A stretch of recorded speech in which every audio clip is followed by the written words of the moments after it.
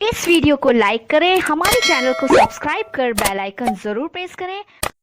इमाम शाफिई रहमतुल्लाहि ताला अलैह मुख्तसर तारुफ। हजरत सैयदना इमाम शाफिई रहमतुल्लाहि ताला अलैह का नाम मुहम्मद बिन इदरीस और कुन्नियत अबू अब्दुल्लाह है।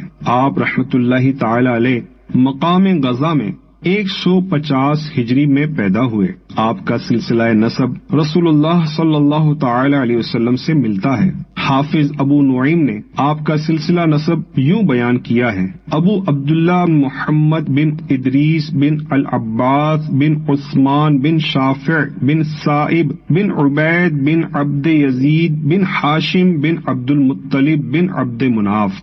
तहसील इल्म 2 साल की उम्र में आपकी वालिदा आपको लेकर मक्का मुकर्रमा आ गईं और आपने वहीं परवरिश पाई और सन तमीज ही से उलूम व फनून की तरफ तवज्जो करनी शुरू कर दी। इब्तिदाअन शेर, लुगत और तारीख अरब की तरफ तवज्जो थी। इसके बाद तजवीद व किराअत और हदीस व फिक्र की तालीम हासिल की।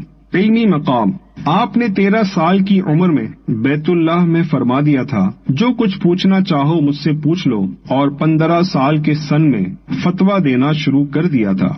वजह शोहरत आप रहमतुल्लाहि ताला अलैह को फिक्र के इमाम की हैसियत से जाना जाता है और आपसे मंसूब फिक्र को फिक्ह शाफिई कहा जाता है। तकवा आप बैतुल्लाह के अंदर चांद की रोशनी में मसरूफ मुताला थे। लोगों ने कहा अंदर शमा की रोशनी में मुताला कीजिए, लेकिन आपने जवाब दिया वो रोशनी बैतुल्लाह के लिए मखसूस है, इसमें मुताला करना मेरे लिए जायज नहीं।